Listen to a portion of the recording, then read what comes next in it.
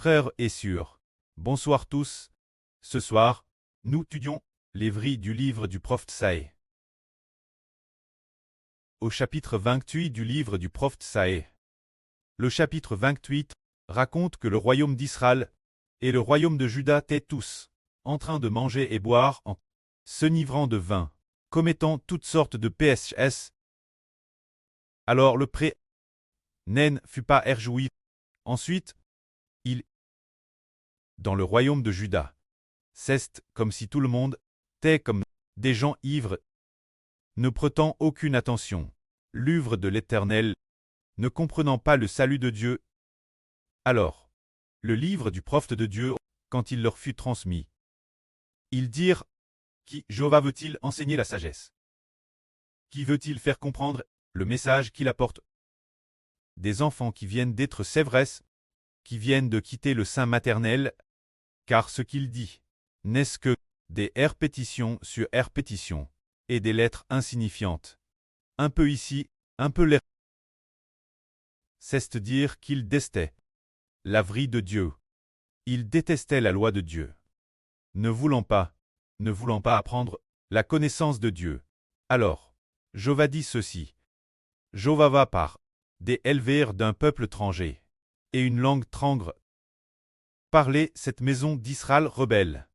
C'est-à-dire, eh bien, en toute logique, cela aurait de l'ancienne maison d'Israël, qui comprennent le salut de Dieu, qui comprennent la connaissance de Dieu. Mais comme ils ne prêtaient pas attention à la vraie de Dieu, ils disaient: cette connaissance de l'Éternel, qui veut-il l'enseigner? Est-ce enseigner ceux qui viennent d'être sévrés? Ces lois, ces paroles crites, ce ne sont que des répétitions sur répétitions, des lettres insignifiantes. Eux n'aimaient pas la vraie de Dieu, n'aimaient pas la connaissance de Dieu. Alors, Jéhovah dit: L'Éternel va parler éleveurs d'un peuple étranger, et la langue d'un peuple étranger. Parler aux Israélites captifs. Cela signifie que Dieu, au contraire, va se servir de la bouche des païens pour enseigner Israël au Moyen-Orient, pour enseigner les descendants Abraham, d'Isaac et de Jacob. C'est-à-dire que maintenant, nos frères hébreux sont considérés comme des païens pour les Israélites de l'Ancien Testament, mais ces frères hébreux païens, au contraire, doivent enseigner aux anciens descendants d'Abraham, d'Isaac et de Jacob. C'est-à-dire enseigner aux descendants Abraham, d'Isaac et de Jacob. C'est-à-dire enseigner l'actuelle tête d'Israël au Moyen-Orient. Les Juifs d'aujourd'hui, et quelle en est la raison? C'est parce que Dieu a prophétisé en disant: L'Éternel va par le biais de les éleveurs d'étrangers et la langue d'étrangers s'adresser cette maison d'Israël, se dire que le frère Iber est un étranger. C'est bien cela, la bouche d'étrangers, pour enseigner cette nation d'Israël au Moyen-Orient. Alors pourquoi le pré veut-il faire cela? Parce qu'au Moyen-Orient, les descendants Abraham, d'Isaac et de Jacob, ils n'ont pas voulu accepter la loi de Dieu, n'ont pas voulu accepter la vraie de Dieu. Alors, ils ont détesté la parole de Dieu. Et au contraire, finalement, il en est venu ce que des païens viennent enseigner la nation d'Israël au Moyen-Orient. Mais nous comprenons aussi qu'ils ne voulaient pas apprendre la loi de Dieu. En fait, le point central est que, tout comme les païens, ils sont tous des pécheurs, mais la fin du monde, c'est par le frère Iber, qu'il enseignera la nation d'Israël au Moyen-Orient, qu'il enseignera les Juifs d'aujourd'hui. C'est parce que le frère Iber a accepté le salut, frère et sûr, et a également accepté le salut. Ainsi, l'esprit l'intérieur n'est plus pchach, et le précleste a aussi ouvert les mistres de la vraie, pour nous permettre de comprendre que l'homme a besoin d'accepter le nom de Jésus-Christ, a besoin de croire au nom de Jésus-Christ, pour ne plus trépigue par le pchach. O.S. Ce moment-là, il disait ceci. L'Éternel leur avait dit: Voici le lieu de repos. Si vous donnez du repos celui qui est fatigue, vous obtiendrez ce lieu de repos. Mais ils n'ont pas voulu écouter. C'est pourquoi l'Éternel, pour eux, sa parole, est devenue des paroles herpeteux encore, et des lettres sans signification. Un peu ici, un peu là, afin que, en marchant, ils tombent la renverse. et se brisent, tombent dans le piège, et soient pris. Ces gens, elles, parce que ils n'ont pas voulu écouter la parole de Dieu, ne voulant pas respecter la parole de Dieu, alors, la vraie de Dieu est devenue un peu ici, un peu l'air. Mais, aujourd'hui, nous, les enfants spirituels d'Israël, nous trouvons la parole de Dieu douce. Nous prenons les enseignements du Seigneur Jésus-Christ pour en faire plusieurs mélodies. Et nous prenons aussi dans l'Ancien Testament ce qui concerne les promesses de Dieu, l'Israël spirituel. Les enseignements de Dieu pour les structurer en plusieurs mélodies. Ainsi, nous trouvons la parole de Dieu douce. Si douce, douce comme le miel, abreuve notre cœur, mais, pour les Juifs du Moyen-Orient, ils pensaient, oh, la parole de Jéhovah devrait juste être dans une bibliothèque ou dans un lieu d'exposition. Pour que les gens l'admirent, cesse tout. Pourquoi faudrait-il l'étudier et la méditer sérieusement? Ainsi, ils semblaient en apparence aimer la parole de Dieu. Mais en réalité, ils traitaient la parole de Dieu comme un peu ici, un peu l'air répétitive et dénue de sens. Mais aujourd'hui, nous ouvrons la parole de Dieu et comprenons pleinement le mystère de la vérité. Ce moment tel, Dieu a enseigné les Israélites et a aussi enseigné toutes les nations et tous les peuples en disant, à l'époque, les Juifs disaient, le royaume d'Israël au Moyen-Orient. Ils disaient ceci. Nous avons fait une alliance avec la mort, nous avons fait un pacte avec la tombe, ainsi quand Jéhovah punira. La mort ne nous atteindra certainement pas, et la tombe ne pourra pas nous dominer. Ils disaient qu'ils avaient fait alliance avec la mort et la tombe, donc la mort ne les atteindrait pas, et la tombe ne les atteindrait pas non plus. Mais Dieu dit, ils disent, nous prenons le mensonge pour refuge, et la fausseté pour abri. Ce qu'ils disent, ce ne sont que des mensonges, que de la fausseté. Ah, mais pour délivrer l'homme de la tombe, et le délivrer de la mort. Comment cela se passait-il? Ah, ensuite, c'est ici, le point central de cette vrille. Dieu dit, c'est pourquoi le souverain suprême, Jéhovah dit ceci. Voici, je pose une pierre en Sion. Une pierre prouve un fondement solide, une précieuse pierre angulaire. Celui qui met sa confiance en elle ne sera pas confus. C'est dire, si l'on met sa confiance en quelqu'un, cette personne ne sera pas confuse. Il est dit ici, voici, je pose une pierre en Sion. Une pierre prouve un fondement solide, une précieuse pierre angulaire. Celui qui met sa confiance en elle ne sera pas confus. Quelle est cette pierre? Cette pierre, c'est le Seigneur Jésus-Christ. Sion ici fait référence au royaume des cieux. C'est dire que Dieu, dans la Jérusalem cleste, sur la montagne cleste de Sion, a établi quelqu'un. Cette personne est quelqu'un qui a t'éprouvé.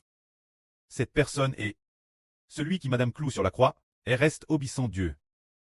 Mi-mort, cloue sur la croix, cette personne qui est reste obéissante Dieu. Cette personne a t'éprouve. Alors, Dieu dit, cette personne est un fondement solide. Une précieuse pierre angulaire. C'est très solide. C'est dire que déesse convoque le nom de cette personne. En proclamant le nom de cette personne, nous sommes affermis. Si nous croyons, celui-ci est affermi. Car le précleste a dit, cette pierre est une pierre prouve. Une fondation solide, c'est dire que cette pierre est le Seigneur Jésus-Christ, qui a t'éprouvé. TRS solide. Ceux qui croient en son nom veulent se placer sous cette pierre, ceux sous le nom de laquelle ils ne seront plus pigs par le péché. Ainsi, Dieu a dit, celui qui croit en lui ne sera point confus. Tout comme aujourd'hui, nous croyons en cette pierre. Se dire croire au Seigneur Christ sans très confus. Alors regardons le royaume d'Israël de l'Ancien Testament. Jacob du Moyen-Orient, les descendants d'Abraham. Ils prenaient la parole de Dieu. Un peu ici, un peu là, comme des répétitions constantes, des paroles dénues de sens. Mais, nous qui croyons au Seigneur Jésus, nous comprenons combien la parole de Dieu est douce. Quand nous lisons les paroles de louange Dieu, les promesses du précleste envers nous, les enseignements du précleste, nous les trouvons douces. Ainsi, nous découvrons ensuite que le précleste a ouvert nos yeux Jéhovah Dieu a ouvert nos yeux. Auparavant, quand nous regardions la parole de Dieu, nous pensions tort qu'il parlait d'Abraham de l'Ancien Testament, d'Isaac et de Jacob. Mais aujourd'hui, quand nous lisons la parole de Dieu, nous découvrons qu'il parle du royaume d'Israël du Nouveau Testament. Particulièrement, le livre du prophète Saë. Dans le livre du prophète Saë, Elpok Saë disait « Lisez un peu, la loi de Dieu, les enseignements de Dieu. » Il disait « Nous ne lisons pas, car ce livre est sel. » Il disait « Ce livre est sel. » Il ne voulait pas apprendre la vraie de Dieu. Alors Dieu, travers les anciens prophètes, a prophétisé beaucoup de choses futures, TRS, belles, magnifiques, particulièrement en prophétisant sur le Nouveau Testament, l'événement du royaume d'Israël, mais il ne comprenait toujours pas. Puis arrive ce moment tel, nous, enfin le Fils du Seigneur Christ, est apparu et a ainsi révélé ses paroles. Une fois explique, nous avons découvert que Dieu, dans le livre du prophète Saë, a prophétisé qu'il y avait une femme, a prophétisé sur une femme, que le pré-Cleste compare. Une femme qui est son épouse. Quand cette femme, le pré dit, cette femme est comme une épouse abandonnée par Dieu. Ainsi, cette femme a autrefois enfant un fils pour son mari. Mais ce fils a pourtant été exclu et est mort. Mais cette femme, c'est comme si elle avait été répudie par son mari, rejetée par son mari, laisse plus aime. Mais plus tard, cette femme a de nouveau fait la joie de son mari. C'est une métaphore. Cette femme est le royaume de Dieu.